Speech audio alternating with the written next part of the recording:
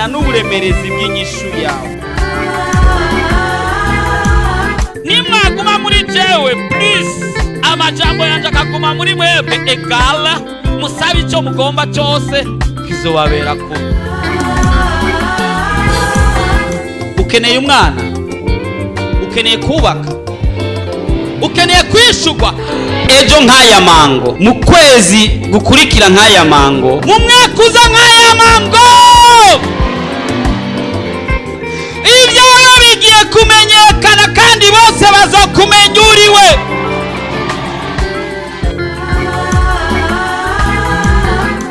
Ariko Yesu ariko arakubaza ati umugomba gukira ni mugwani. Woba urusha, woba uremerewe, woba ufise ibibazo waburiye inyishu, woba ugomba kwakira Yesu Kristo nk'umwami n'umukiza w'ubugingo bwawe, woba ugomba kuvugana n'umukozi w'Imana Pasteur Jackson Nkeshimana, wo mwandikira ubutumwa bugufi kuri 76 96 96 96 kugira ngo agusengere kandi agufashe mu buryo bw'impwemu. Yesu yavuze ngo nimuze kuri jewe mwese abananiwe n'abaremerewe ndabaruhura. Afitiye Yesu mukinga zatiwe ariba ibyiza gusa endaje nazumutima. Urashaka kwama ukurikirana ubutumwa bwiza ku telefone yawe? Ja kuri YouTube wandike Pasteur Jackson Nkeshimana, urasanga ko ubutumwa hamwe n'ubwo yavuze kera. Ntiwibagire kugira subscribe canke s'abone, wibuke kubusangiza n'abandi.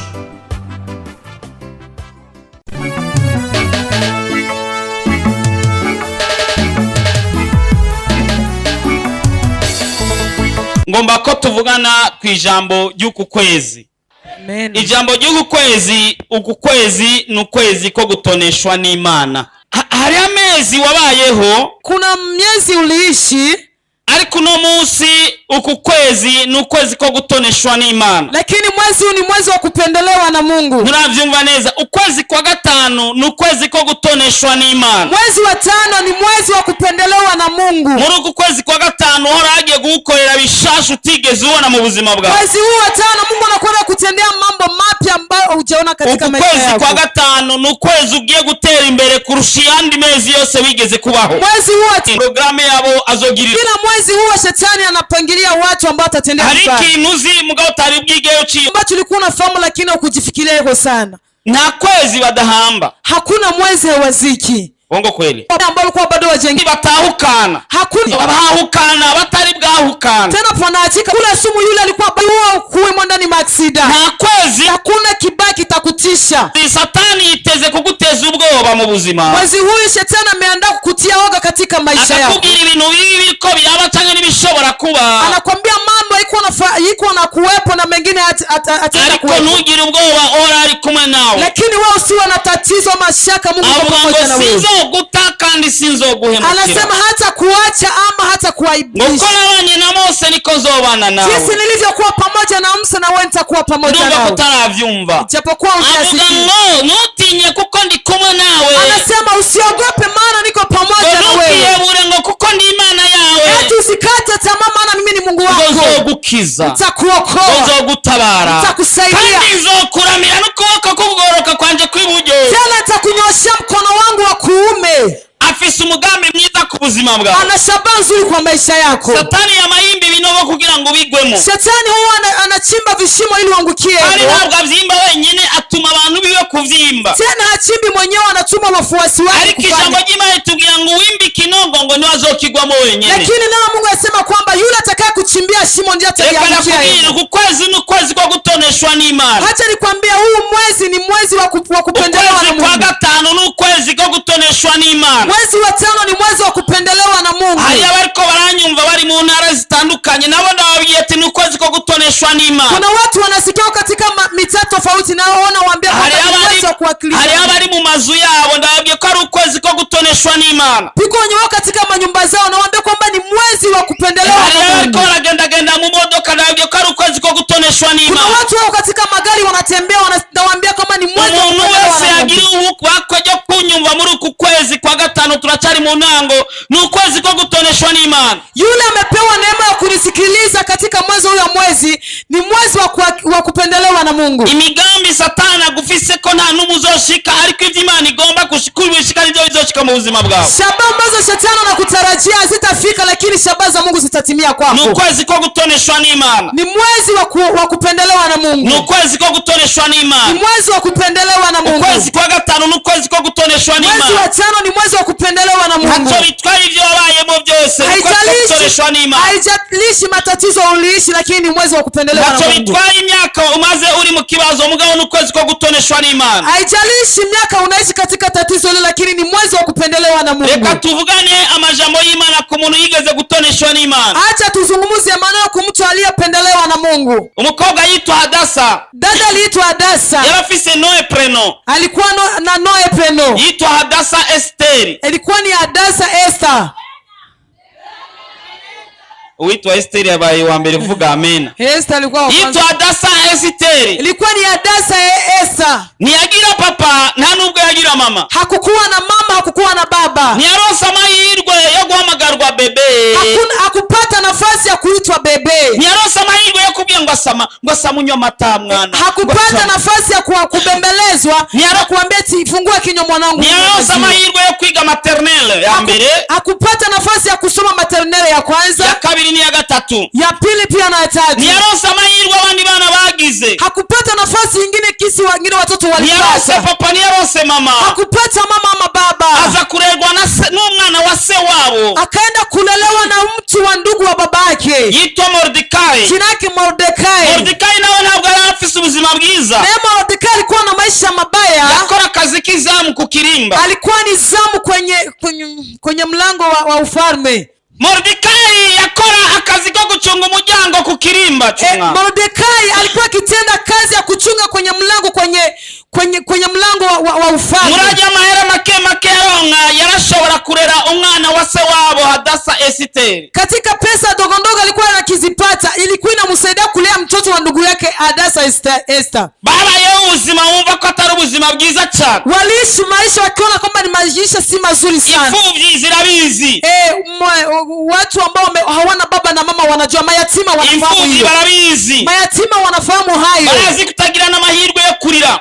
Wanajua kwamba hawana nafasi ya kulia. Kugira uririra. Hauna nafasi ya kulilia. Urira wafisi waririra. Sasa yule kilia anakuwa na mwenye analilia. Bongo kweli. Ni kweli. Nagira mahirwe yo kwambara kubunani. Hana nafasi ya kuvaa vizuri kwenye nagira mahirwe yo kwambara kunweri. Hana nafasi nzuri ya kuvaa vizuri kunoweri. Nagira mahirwe yo kwiyankishinja. Hana nafasi nzuri ya kukata chakula. Abana bafise abavyeyi bariyankishinja. Watoto kama wenye wako na wazazi wanakata chakula. Ariko umwana w'imfuvyi ni mutamu waye ababaye barabizi. Lakini mtoto wa yatima chapokuwa kuwa yatima, lakini wale waliokuwa yatima umwana w'imfuvyi twenga menya abiri. Mtoto yatima kicheka anaonesha meno mbili tumbe. Kuko mutima huzuye agahinda katagira uko kangana. Maana ndani ya nafsi yake kunajaa uchungu mwingi sana. Nubwo yarerwa na Murundi, ivyo akoze byose niwe biba bibaye bibi.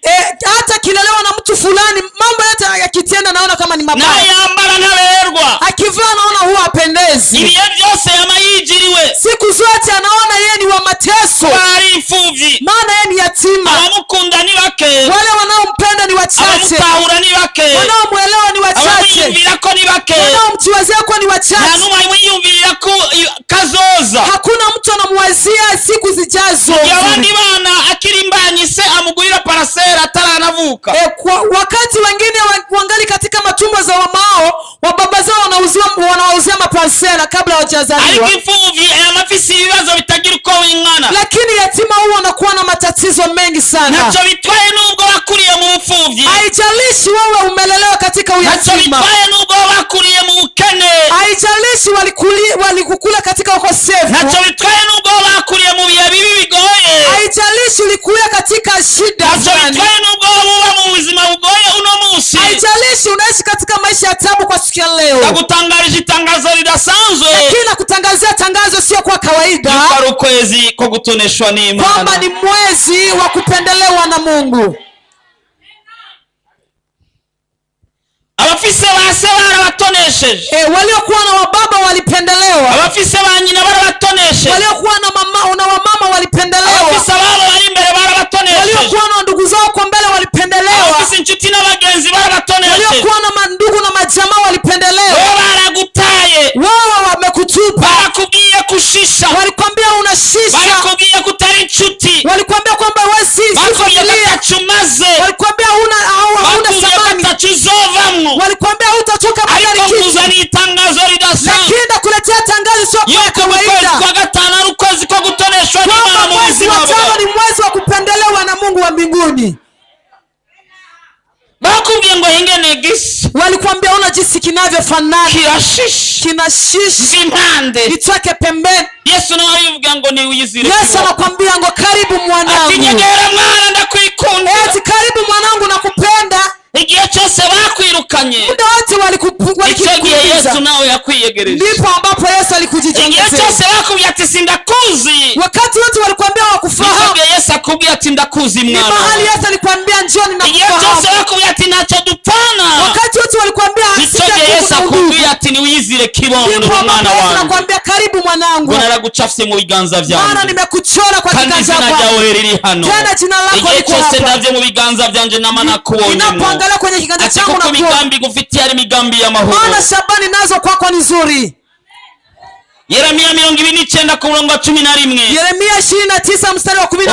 Avuga ngo kuko ivyiyumviro mbiyumvira ko ari ivyiyumviro vy'amahoro, Maana mawazo ninayowazia ni mawazo mazuri. igihe baguma bakufitiye imigambi mibi yo kukugirira nabi, wora bakufitiye imigambi myiza. Kuna wakati wanakuwa na shabaha kutendea vibaya, lakini Mungu ana mawazo Uku kwezi mazuri kwa kwako. gatanu ni ukwezi kwawe k'ubuzima bwiza. Mwezi huu wa tano ni mwezi wako Uku wa kwezi maisha kwa mazuri. gatanu ni ukwezi kwawe ko kwitabwaho Ni n'Imana. mwezi wa kutendewa vizuri na Mungu.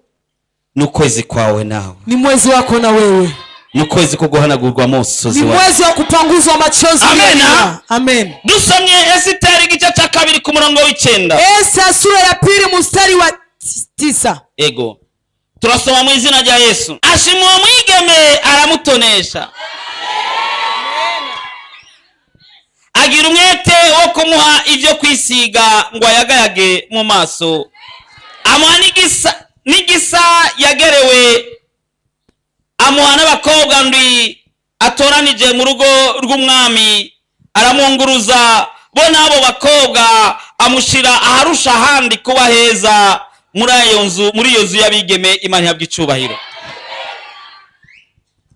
Iyi ni inkuru y'uyu mwigeme Hadasa Esteri. Hii ni habari ya huyu dada Hadasa Esther. Uyu Hadasa Esteri, Huyu Hadasa Esther, nuko nabivuze, yari imfuvyi, kama jinsi nilisema, alikuwa ni yatima. ariko hari umuntu yari umwamikazi yabayeho yitwa Vashiti. Lakini kuna malikia aliishi akiitwa Vashiti. Yitwa Vashiti, yari mu kibanza kitari ciwe. Ilikuwa ni Vashiti, ilikuwa nafasi si yake. Mukaswarusi, Mke wa Suerusi, Vashiti malikia, akiyemera ngo genda umwamikazi, akajikubali na kujiona kama yeye ni malikia. yibagiye kubwo bwamikazi yamuhawe kubera yari umugore w'umwami, Akasahau kwamba umalikia aliupewa kwa sababu yeye ni mke wa mfalme. ariko nta kibi ciwe buriya, Lakini hakuna kibaya ari chake. kugira ngo asigire ikibanza umwamikazi Esiteri.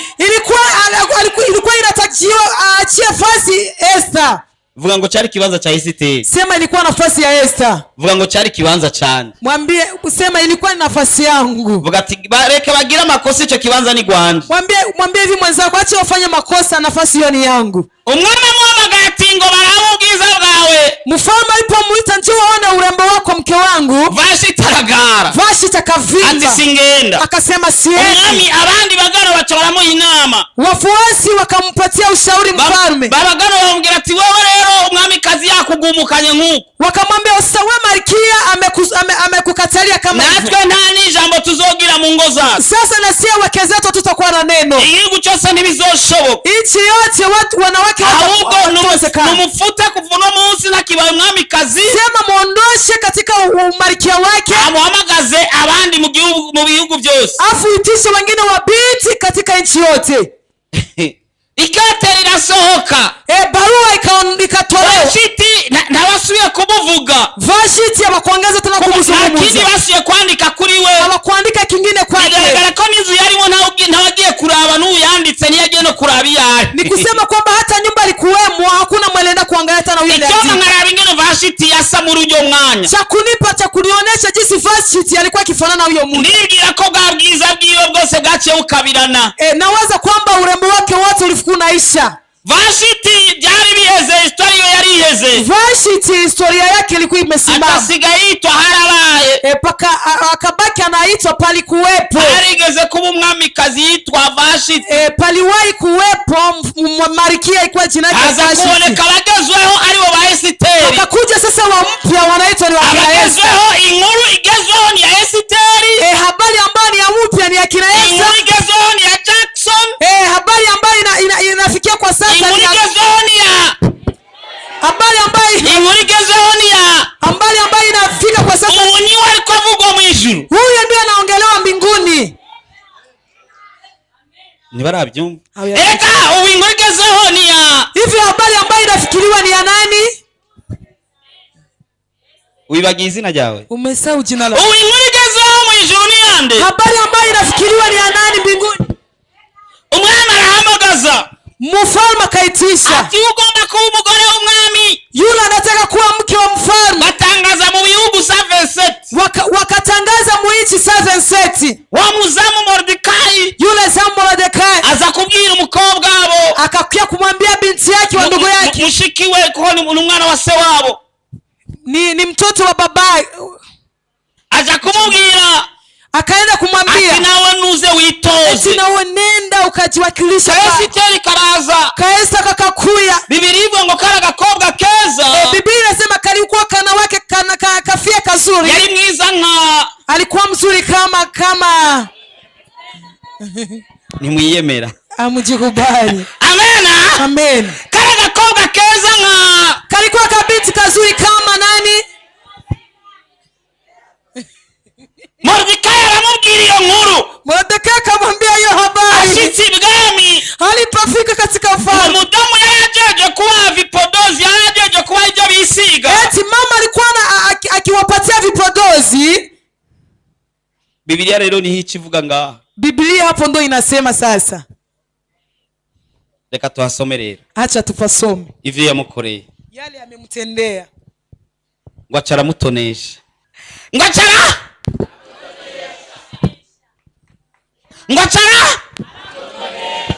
amusiga neza kurusha abantu. Akampaka vizuri kuliko wengine. Sinzi kuravyumva. Sijui kama umeshasikia. Uko kwezi ugiye gutonesha. Huu mwezi unakwenda kupendelewa. Hari abantu bamenyereye kwicara muri bisi bakicara n'inyuma. Uko kwezi uzo wicara imbere. Kuna watu wameshazoea kukaa kwenye basi nyuma. Uko kwezi ni kwezi ko gutoneshwa. Huu mwezi ni mwezi wa kupendelewa. Muri eglise na kwicara inyuma. Kwanza kwenye eglise kuna kukaa nyuma. Bisi na kwicara inyuma. Basi kuna kukaa nyuma. Mu buzima bwose muri ku kwezi kwa gatanu n'ukwezi ko gutoneshwa ndugu yangu. Maisha yote mazima huu mwezi wa 5 ni mwezi wa kupendelewa ndugu yangu. Esteri baramupodora. Esther wakampodoa. Ijambo ry'Imana rivuga ngo neno la Mungu linasema kwamba abakobwa mwami yarahamagara umukobwa umwe. Mfalme alikuwa akiita binti mmoja. Reka niyongerere kwa kandi. Acha nijiongezee kangine. Umukobwa agahindura ingendo. Binti anabadilisha demarshe. Arabe ko mwami aza kumukunda. Ili aone kama mfalme atampenda. Agahindura. Anabadilisha. Agahindura kagenda uko. Agahindura kazagenda gutya. Arabe ko mwami basi yoshima. Wapi mwana kuvumenga? Mfalme na siasa vile vinamunukia. Aiko Esiteri karenga. Lakini Kaesa kalipo simama kakaondoka. Wewe.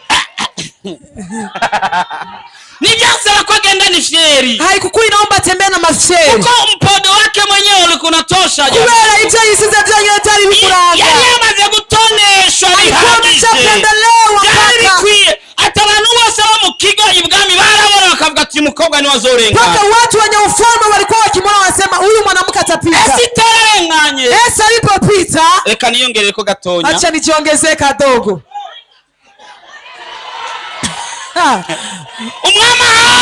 Mfalme mahali alipo. Atanga kumenya mate. Anaanza meza mate. Ana meza. Esther kwa genda no. Esther kisa anatembea na meza.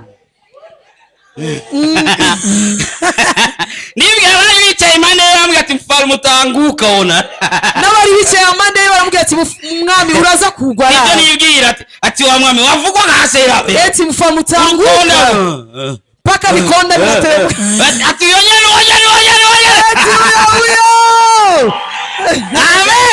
amen kutoneshwa n'Imana ndugu yangu. Acha upendelewa na Mungu ndugu yangu.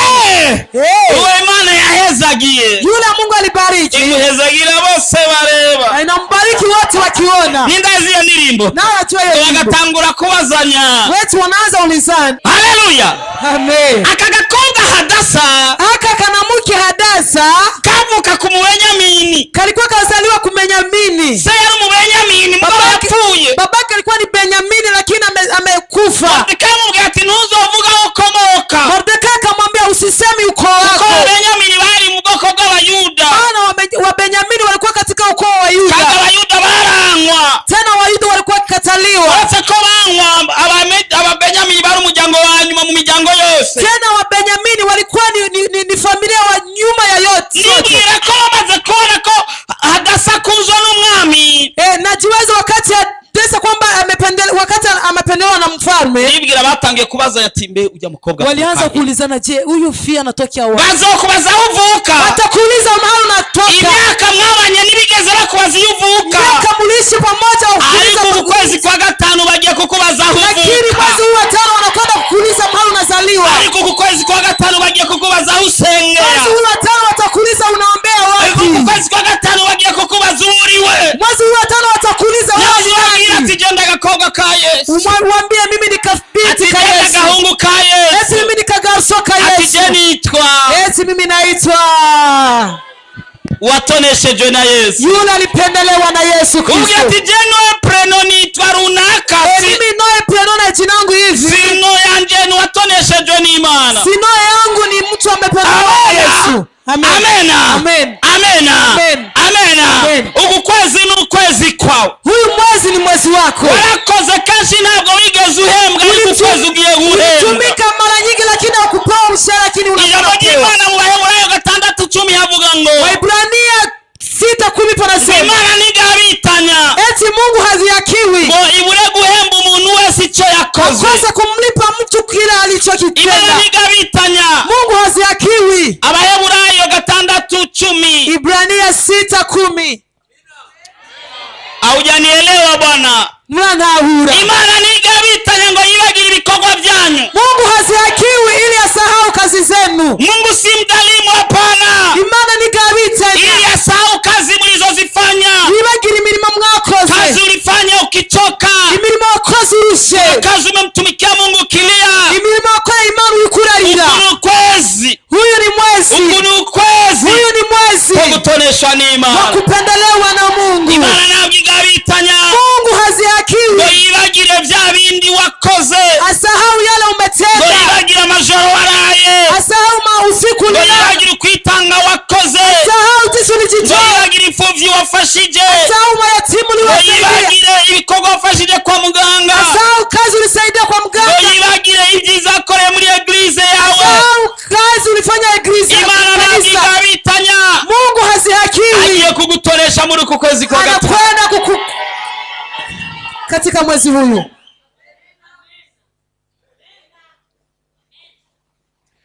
Gira mugenzi ati wicaranye n'uwatoneshejwe n'Imana. Mwambie mwenzako umekaa pembeni na mtu mwenye amependelewa na Mungu.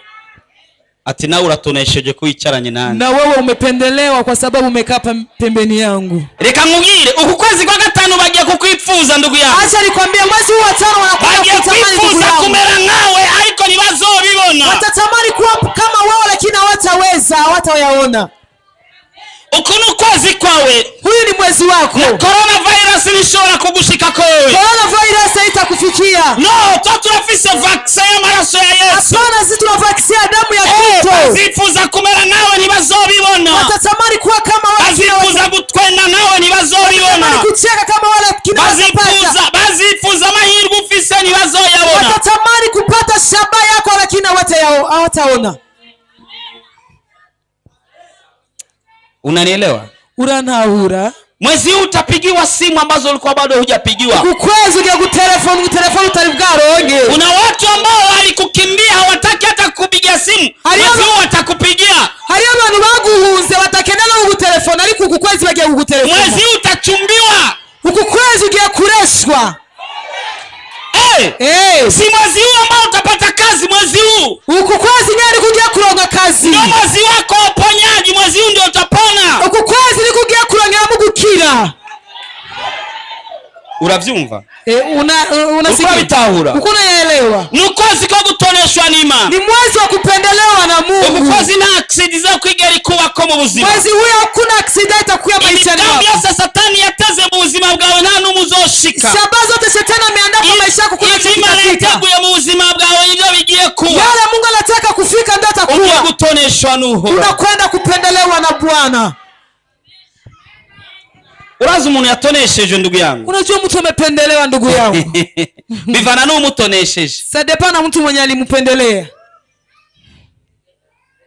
Nani muze ngo bivana n'umutonesheje. Inatokea na mtu mwenye alimpendelea. Cyo dutonesheje n'umwami. Sisi tumependelewa na mfalme. Umwami w'abami. Mfalme wa wafalme. Utabandi bami bose. Mfalme anazidi wafalme. Huyo ndiye anapendelea. Mwezi kwa gatanu n'ukwanje. Mwezi huu wa 5 ni wangu. Gira mugenzi aterega n'ukwezi kwanje na. Mwambie mwenzako huu ni mwezi wangu. Kandi mezi waradandaje niunguka mugabo ku kwezi pimu dandaje wone. N'ukwezi kwa kongongo. Mwezi ulipita ulichuuza kuona kitu lakini pima mwezi uchuuza. Urazi kuona makopiko mfalme waratanze menshi kugezahera ukabura kazi pimu ku kwezi urabe. Waragiye kubikora. Unajua tupa makonformity mengi lakini ukupata kazi. Lakini mwezi ulipima uone cyo Mungu atakutendea. Reka nkubwire kubera ari ukwezi ko gutoneshwa n'Uhoraho. Acha nikwambie kwa sababu ni mwezi wa kupendelewa na Mungu. N'ibintu ugiye kubironga ku bei chini. Na mambo unakwenda na bitu unakwenda kuipata kwa bei chini. Kandi ndiko ndabivuga. Tena niko nasema. Kandi ndiko ndabivuga ko na wao ndagiye gutelefona. Tena niko nasema kwamba na yule anakwenda kukulipa. Na wao yaragufitia madeni agiye kukulia. Na yule alikuwa na deni yako anakwenda kukulipa. Na wao ndio warufitia madeni ugiye kuronga mahera ya kukulia. Na ulikuwa na deni yako unakwenda kupata pesa kumulipa. Na kundi bigiye gukunda. Na yeye alikuwa yawezekana kwenda kuwezekana. Kwezi ko gutoneshwa n'Uhoraho. Ni mwezi wa kupendelewa. Haleluya. Amen. Mwezi ko gutoneshwa n'Uhoraho. Mwezi wa kupendelewa na Bwana. Ngomba ko dusenga. Nataka tu tubwire Imana ati Imana ngomba kuntonesha. Umwambie Mungu nataka unipendelee. Kandi udetermine ugomba ko utoneshwa. Tena useme vizuri mahali ambapo nataka Mungu akupendelee. Ushobora kuba wambara ntuberwe. Labda unavaa lakini upendeze. Ega kuberwa nako nugutoneshwa. Ega kupendeza napo ni kupendelewa. Unashaka kwambara impuzu zinje mugabo ntuberwe. Unaweza kuvaa nguo ya bei lakini usipendeze. Unakambara kauzu katazinje mugabo kaberwa. Ungine anavaa chagula ngonge lakini anapendeza. Uongo kweli. Kweli. Ega no guhaga no gutoneshwa. Pia na kushiba ni kupendelewa. Aruja ntahage. Unataka kula utafikiri kibido. Hari nuja bikenya gahaga. Na mwingine anakula macheche lakini wanashiba. Ega nuko nugutoneshwa. Na hivyo ni kupendelewa. Haleluya. Amen. Na kuronga agafaranga nugutoneshwa. Na kupata pesa ni kupendelewa. Uzinduka guhera mu gatondo akaruka inyuma ya noti mbwa inoti zikanka. Kuna mtu anamka asubuhi hadi jioni kwa anatumikia pesa lakini vinakataa. Ariko undi yatoneshejwe. Lakini yeye amependelewa. Akubita korosi gatonya 5. Anapiga korosi hapa 5,000. Akubise ngaho 10,000. Hapo anapiga tena ingine korosi 15,000. Akubise 20,000. Huyo anapiga ingine korosi 20,000. Ega no kumenya gukoresha amafaranga no gutoneshwa. Tena kujua kutumikisha pesa ni kupendelewa. Anga mamilioni akaburi yakoresha. Kuna mtu anapata mamilioni na mabilioni lakini anashindwa gisi ya kuyatumikisha. Mugatondo naciye hano. Asubuhi nilipita fasi. Sanga ruru hagarara. Ni akakuta kuna fujo. Ndabaza ati nibiki? Akauliza ni nini? Bambia ngo numugabo umwe yarari ngaha. Eti ni baba mmoja alikuwa hapa. Ngo yarafise bifaranga byinshi cyane. Eti alikuwa na mipesa mingi. Ngo abamara yabariko baramwirukako bamuzunguruka ari benshi. Sasa makahaba wanamzunguka wanamkimbilia kabisa. Sasa tubona umenga bava bicanira ngaha. Sasa tunaona kama vile watauania hapa. Niyo mpamvu twamwirukanya jana agende na wamara yabiwe hari. Ndio kwa maana tumemfukuza apeleke ene na wamara. Mwana karonga amafaranga mgao kandi gice yakoza kayajara mu wamara. Mtu anapata pesa anakosa cha kuyatumikisha na peleka kwenye kahaba. Ariko wewe lakini wewe wagiye kugwa amara kandi umenye n'ingero yakoresha. Mungu anakwenda kukupa pesa na ujue jinsi ya kuzitumikisha katika jina la Yesu. Ni wakati wa kupendelewa na Mungu. Ukwezi kwa gutoneshwa Bwana n'uhoraho. ni mwezi wa kupendelewa Reka na Mungu. ndagusaba uhaguruke Hacha nikusi tubwire usimame. uhoraho Tumwambie Mungu ko ari ukwezi ko gutoneshwa. kwamba ni mwezi wa Utaka kupendelewa. kumubwira aho ugomba ko gutonesha. Tena umwambie mahali unataka Mungu akupendelee. Ati Mana ndagomba kunonesha muri Mwambie Mungu nataka unipendelee ndagomba mahali hapa. kunonesha muri iki. Nataka unipendelee kwa hiki. Kuba wabayeho ubuzima bw'indwara. Labda umeishi maisha ya Ushaka magonjwa. urwaye indwara runaka.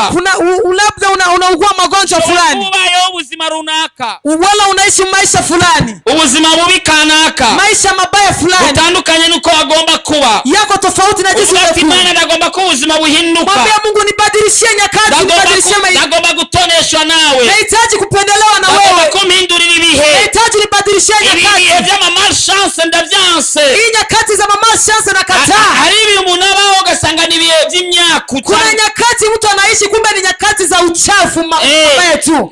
Bijya bita ngo ni imana mbi. Malchance.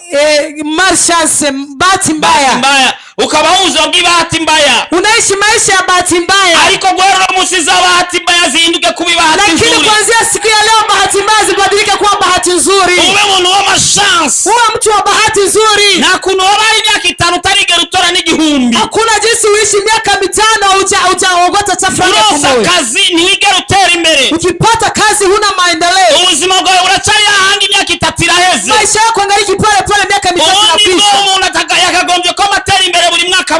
Mtu angekuwa anasonga mbele mwaka kwa mwaka. Imuzu wambaye mu myaka 5 iheze nizo ucambara kugeza uno munsi. Wewe ulivaa kwenye miaka 5 ilisha paka hivi ndio ubuzima wari ufise mu myaka 5 iheze nibwo ubuzima bwari maisha ulikuwa nayo katika miaka 5 iliyoisha na hivi ndio unaangalia cyo gutera imbere. Tatizo wa kusonga mbele. Ikini gihe cyo gutera imbere. Ni wakati wa kusonga mbele. Ikini gihe cyo kugira ubundi buzima. Ni wakati wa kupata mengine maisha. Ikini gihe cy'ubuzima bw'ini namwe.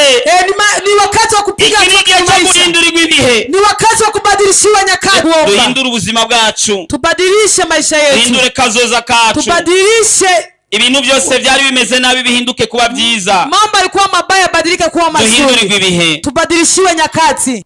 Woburusha, woburemerewe, wowe ufise ibibazo waburiye inyishu, wowe ugomba kwakira Yesu Kristo nk'umwami n'umukiza w'ubugingo bwawe, wowe ugomba kuvugana n'umukozi w'Imana Pasteur Jackson Nkeshimana, wowe mwandikira ubutumwa bugufi kuri 76 96 96 96 kugira ngo agusengere kandi agufashe mu buryo bw'impwemu.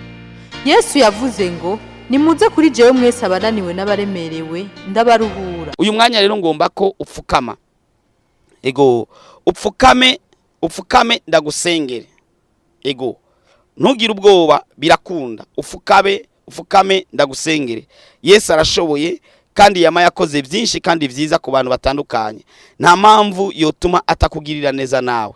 Ego upfukame dusenge. Ego cyane reka dusenge. Mwami Yesu ugira neza kandi uragororotse. Ndakweretse umwene data turi kumwe muri uyu mwanya w'amasengesho. N'umwanya udasanzwe, n'umwanya ukomeye. Muri uyu mwanya yarasanzwe afise ikibazo kimugoye, kimunanije. Ashobora kuba afise ingwara, ashobora kuba afise ikibazo kindi kitandukanye n'ingwara. Urafise ububasha bwo gukora ibitangaza kandi abantu bose bakumirwa. Ndaguhamagaye mu mwanya nk'uyu udasanzwe kugira ngo umutabare mu izina rya Yesu Kristo Nazarete. Reka umutabare mwami, reka umwitwararike mwami, reka umube hafi Kristo mu izina rizima ry'umwami wacu Yesu Kristo. Eherabu uyu nawe afise ikibazo mu maguru, uyu afise ikibazo mu mutwe, uyu nawe afise ikibazo mu nda, uyu nawe afise ingwara iri mu maraso. Mu izina rya Yesu Kristo uyu nawe yumva amerewe nabi muri uno mwanya. Mu izina rya Yesu Kristo ndahagaritse iyo ngwara mu izina rizima riruta amazina yose. Mu izina rya Yesu Kristo Nazarete ndahamagaye kugira neza ku ijuru, ndahamagaye kwitabwaho n'ijuru. Mu izina rya Yesu Kristo kugaragare muri uno mwanya. Ndakweretse bene data bari mu bitaro, hari abagwariye mu bitaro, hari abagwariye muhira, nabo nyene ndabashize mu biganza byawe mu izina rya Yesu Kristo kugira ngo batabare. Ndakweretse nabandi batari mu bitaro ariko bagwariye hirya no hino, kandi urashoboye kubakiza, kandi urashoboye kubagirira neza. Ndaguhamagaye Mana nk'uko ushoboye, nk'uko wama waserutse mu bihe byose. bose nabo bagirire neza. Hari uriko ararenganywa, hari uriko aribwa utwiwe, hari uriko aragirirwa nabi mu buryo buca nk'ubundi, nabo ndagusabye Imana umurenganure mu izina rya Yesu Kristo, umutabare. Yuwene data nawe ararima ntiyimbura mu izina rya Yesu Kristo, ndatuye kwimbura mu izina rya Yesu Kristo. Ndakweretse umwene data wundi nawe afise akazi mugabo ntigera atera imbere, ndatuye gutera imbere mu buzima bwiwe mu izina rya Yesu Kristo. Ndakweretse undi mwene data nawe yamageza uko adandaza kose ariko ntahigera atera imbere, aho badandaza hamwe barateye imbere, aho batanguriye kudandaza rimwe barateye imbere ariko ntaratera imbere mu izina rya Yesu Kristo. Ndatuye gutera imbere mu buzima bwiwe mu izina rya Yesu Kristo. Ndakweretse umwene data wundi yavuye rugura aja mu gisagara kurondera ubuzima ariko ntibirigera bikunda, ndatuye gukundirwa mu izina rya Yesu Kristo, bikunde bishoboke mu izina rya Yesu Kristo. Ndakweretse umwene data wundi nawe arafite icyaha cyamunaniye guheba mu izina rya Yesu Kristo, ndatuye kugiheba mu izina rya Yesu Kristo, ndatuye kugirirwa neza mu izina rya Yesu Kristo. Tabara Yesu, tabara, uyu n'umwanya wawe Kristo, gira icyo ukoze kuri mwene data. Guhera uno munsi bizemenyekane kuri Imana ishoboye, bizemenyekane kuri Imana ihambaye, bizemenyekane kuri Imana iruta ibyita Imana byose mu izina rya Yesu Kristo. Ndizeye ko byumvise Mwami, kandi ko bikoze, kandi byose ko bikoretse neza, kandi ko bw'ubuntu bwawe, ni mu izina rya Yesu Kristo Mwami n'umucunguzi wacu. Amena. Nshuti mukunzi, wari kumwe na Pastor Jackson Nkeshimana. Ego ufise umutwaro nyandikira canke Yesu yishuye nyandikira kugira ngo nanje menye ko Yesu ariko arakora ibitangaza, kandi ucumbwira aho uherereye ahariho, naho utombwira izina cyane nkeneye kumenya aho uherereye. Uzuri wa Yesu nimegundua utamu wake. Uburebure bw'ingorane yawe bungana n'uburemerezi bw'inyishu yawe. Nimwaguma muri jewe please, amajambo yanje akaguma muri mwebwe egala, musabe icyo mugomba cyose kizobabera ko. Ukeneye umwana, ukeneye kubaka, ukeneye kwishurwa ejo nk'aya mango, mu kwezi gukurikira nk'aya mango, mu mwaka uza nk'aya mango, ibyawe bigiye kumenyekana kandi bose bazokumenya uriwe.